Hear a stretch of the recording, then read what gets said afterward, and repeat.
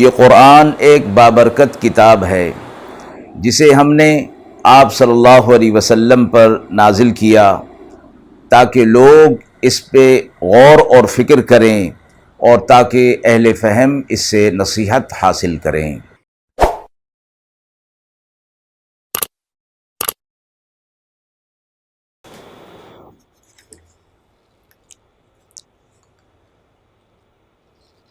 بسم اللہ الرحمن الرحیم۔ السلام علیکم ورحمۃ اللہ وبرکاتہ۔ ناظرین کرام، درس قرآن مجید کے آج کے اس پروگرام میں ہم سورہ مائدہ کی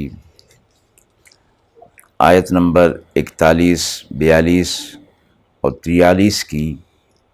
کا ترجمہ اور تفسیر آپ حضرات کی خدمت میں پیش کر رہے ہیں۔ اعوذ باللہ من الشیطان الرجیم، بسم اللہ الرحمن الرحیم۔ یا ایہا الرسول لا يحزنک الذین یسارعون فی الکفر من الذین قالوا آمنا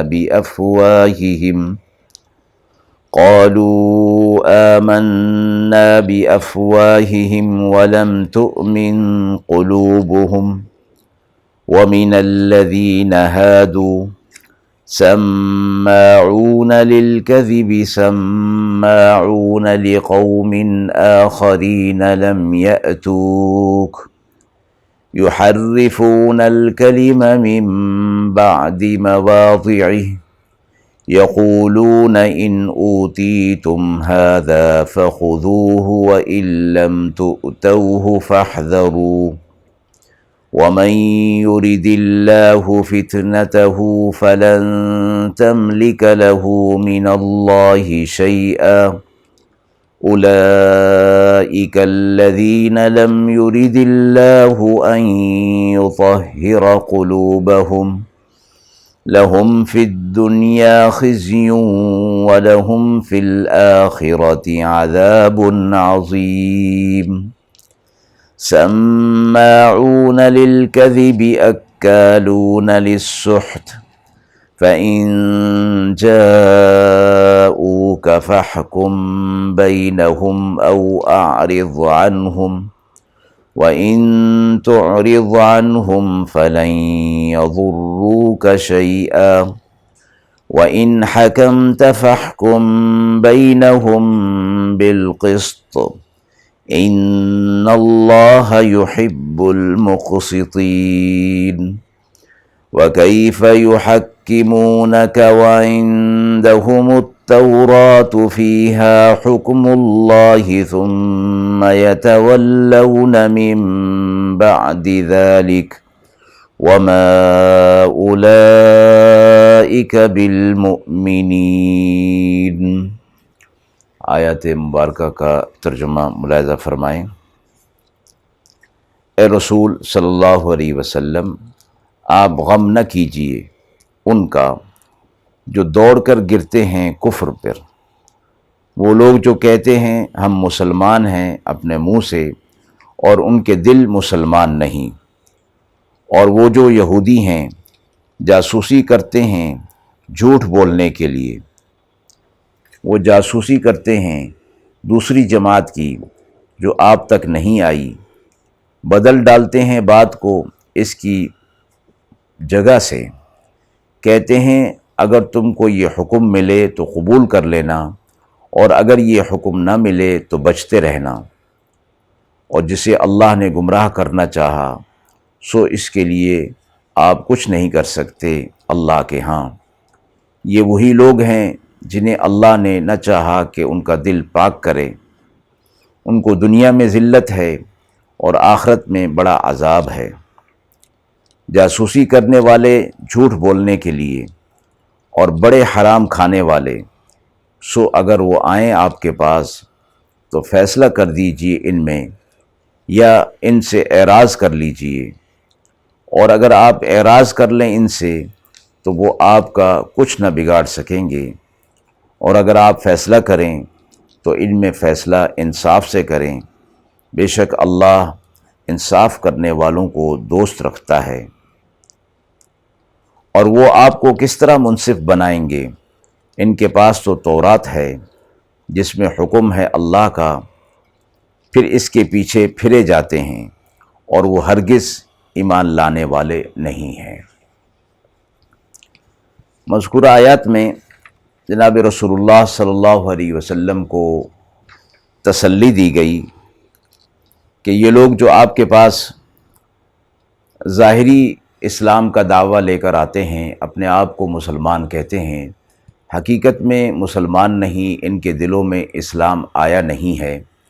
اور یہ منافق ہیں،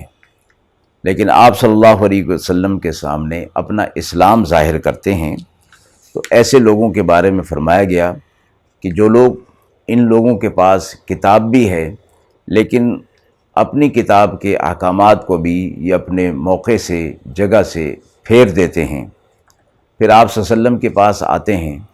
اور پھر فیصلہ چاہتے ہیں۔ مذکورہ آیات ایک خاص واقعے کی صورت میں نازل ہوئے کہ جس میں زنا کا جرم کسی بڑے آدمی سے سرزد ہوا، تو ان کی چونکہ اپنی کتاب کے اندر یہ بات تھی کہ اس کو سنسار کیا جائے، لہذا انہوں نے سوچا کہ اسلام میں کے احکامات میں چونکہ نرمی ہے،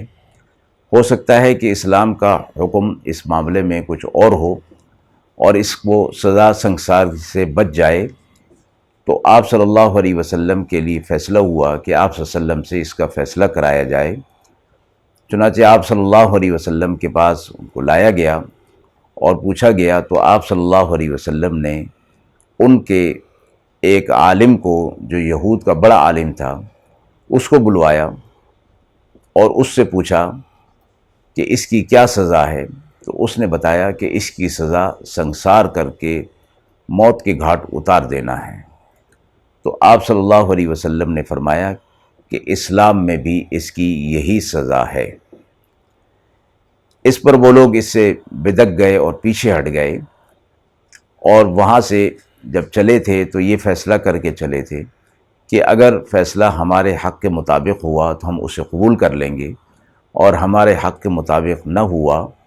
تو پھر ہم اس سے پیچھے ہٹ جائیں گے۔ تو آپ صلی اللہ علیہ وسلم کو فرمایا گیا کہ یہ لوگ دنیا کے پیچھے لگے ہوئے ہیں اور اللہ تعالیٰ ان کے قلوب کو پاک کرنے والا نہیں ہے، آخرت میں ان کے لیے دردناک عذاب ہے۔ اگر آپ کے پاس یہ آئیں تو آپ ان کا فیصلہ کریں یا نہ کریں، یہ آپ کے اختیار میں ہے، یا اعراض کر دیں، یہ آپ کے اختیار میں ہے۔ اس کی وجہ یہ ہے کہ یہ منافق ہیں، حقیقت میں آپ سے فیصلہ کروانا نہیں چاہتے۔ پھر فرمایا کہ اگر آپ ان سے اعراض کر لیں تو یہ آپ کو کچھ بگاڑ نہیں سکیں گے، کچھ نہیں کر سکتے یہ، البتہ اگر آپ سے فیصلہ یہ کرانا چاہیں اور آپ بھی ان کا فیصلہ کرنا چاہیں تو فیصلہ پھر حق کے مطابق ہوگا، انصاف کے مطابق ہوگا، کہ اللہ تعالیٰ انصاف کرنے والوں کو پسند فرماتا ہے۔ اور پھر اگلی آیت میں یہ فرمایا کہ یہ آپ کو کیسے منصف مقرر کریں گے، کہ ان کے پاس تو اپنی کتاب بھی موجود ہے اور اس میں بھی اللہ کے احکامات موجود ہیں، اور یہ چاہتے یہ ہیں کہ کوئی اور حکم آ جائے، کوئی اور فتویٰ آ جائے جو ان کے من کے مطابق ہو، ان کی پسند کے مطابق ہو، اور ایمان لانے والے تو یہ ہرگز ہیں ہی نہیں۔ تو آیت کے حوالے سے یہ فرمایا گیا ہے کہ اسلامی حکومت میں رہنے والے غیر مسلموں کے معاملات کا فیصلہ کیسے کیا جائے گا۔ جرائم کی سزائیں دنیا کے اندر جو مقرر ہیں، وہ پورے ملک کے اندر جو ایک قانون ہوتا ہے وہ سب کے لیے ہوتا ہے، کسی خاص مذہب والے کے لیے الگ قانون نہیں ہوتا، جسے عام طور پر ایک عام قانون کہا جاتا ہے۔ اس عام قانون میں طبقات یا مذاہب کا لحاظ نہیں ہوتا۔ چور کی سزا ہاتھ کاٹنا تو یہ صرف مسلمانوں کے لیے مخصوص نہیں، بلکہ ہر باشندہ ملک کے لیے یہی سزا ہوگی۔ اسی طرح قتل و زنا کی سزائیں بھی سب کے لیے عام ہوں گی، لیکن اس سے یہ لازم نہیں آتا کہ غیر مسلموں کے شخصی اور خالص مذہبی معاملات کا فیصلہ بھی شریعت اسلامی کے مطابق کیا جائے، یہ ضروری نہیں ہے۔ خود رسول اللہ صلی اللہ علیہ وسلم نے شراب اور خنزیر کو مسلمانوں کے لیے تو حرام قرار دیا اور اس پر سزا مقرر فرمائی، مگر غیر مسلموں کو اس میں آزاد رکھا۔ غیر مسلموں کے نکاح، شادی وغیرہ کے شخصی معاملات میں کبھی بھی آپ صلی اللہ علیہ وسلم نے مداخلت نہیں فرمائی۔ ان کے مذہب کے مطابق جو نکاح صحیح ہے انہی کو قائم رکھا گیا۔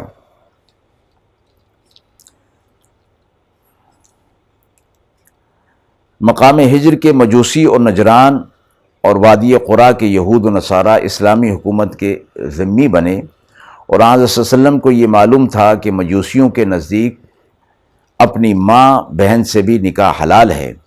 اسی طرح یہود و نصارہ میں بغیر عدت گزارے یا بغیر گواہوں کے نکاح بھی معتبر ہے، مگر آپ صلی اللہ علیہ وسلم نے ان کے شخصی معاملات میں کوئی مداخلت نہیں فرمائی اور ان کے نکاحوں کو برقرار تسلیم فرمایا۔ خلاصہ یہ کہ غیر مسلم جو اسلامی حکومت کے باشندے ہیں، ان کے ذاتی اور شخصی اور مذہبی معاملات کا فیصلہ انہی کے مذہب اور خیال پر چھوڑا جائے گا، اور مقدمات کی ضرورت اگر پیش آئے گی تو انہی کے مذہب کا حاکم مقرر کر کے فیصلہ کرایا جائے گا۔ البتہ اگر یہ مسلم حاکم کے پاس رجوع کرتے ہیں اپنے مسئلے کی صورت میں، تو اس کے فیصلے پر فریقین رضامند بھی ہیں، تو پھر مسلم حاکم اپنی شریعت یعنی شریعت اسلامی کے مطابق فیصلہ کرے گا، کیونکہ اب وہ فریقین سے بنائے ہوئے ثالث کا حکم رکھتا ہے کہ دونوں فریقین اس کو اپنا حکم مقرر کر چکے ہیں، اور انہیں یہ معلوم ہے کہ یہ مسلم حاکم ہے تو یہ اپنی شریعت کے مطابق فیصلہ کرے گا، اس پر وہ راضی ہیں۔ جبھی اسے حکم بنایا تو اس کے فیصلے کو پھر جاری اور ساری کیا جائے گا۔ وآخر دعوانا ان الحمد للہ رب العالمین۔